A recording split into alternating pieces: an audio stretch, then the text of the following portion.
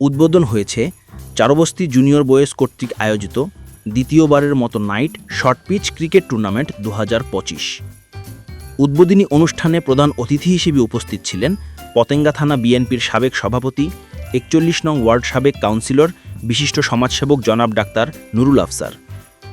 Tournament উদ্বোধক হিসেবে উপস্থিত ছিলেন পতেঙ্গার কৃতি সন্তান, চট্টগ্রাম মহানগর যুবদলের সাবেক সিনিয়র সহসভাপতি, বিশিষ্ট সমাজসেবক জনাব ইকবাল হোসেন।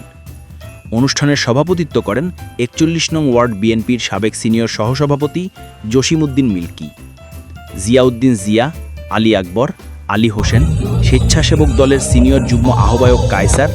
সঞ্চালনা করেন নাগরিক যুব দলের সহসম্পাদক ইয়াসিন আজাদ।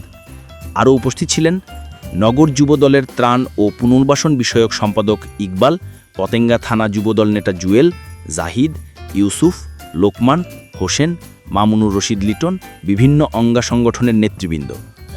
আজকের এই শুভ উদ্বোধন অনুষ্ঠানে উপস্থিত অত্র এলাকার কৃতি সন্তান, এই এলাকা থেকে নির্বাচিত সাবেক কাউন্সিলর, বাংলাদেশ জাতীয়তাবাদী দল পতেঙ্গা থানা শাখার সাবেক সফল সভাপতি, আপনাদের অত্যন্ত প্রিয় মুখ জনাব ডাক্তার নুরুল আফসার ভাই।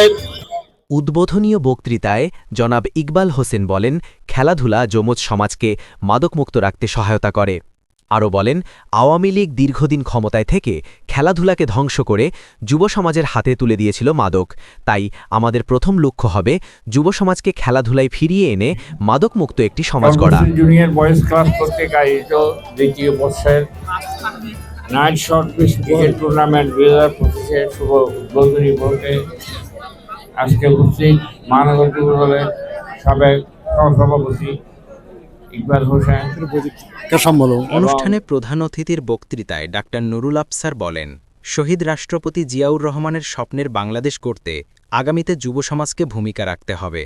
আগামীতে 41 নং ওয়ার্ডের সাধারণ মানুষের যে কোনো সমস্যায় আমি আপনাদের পাশে থাকতে চাই। এ সময়ে মাঠের চারপাশে আতশবাজির আলোতে পুরা মাঠ আলোকিত হয়ে ওঠে। উৎসবমুখর পরিবেশে খেলার উদ্বোধন অনুষ্ঠিত হয়।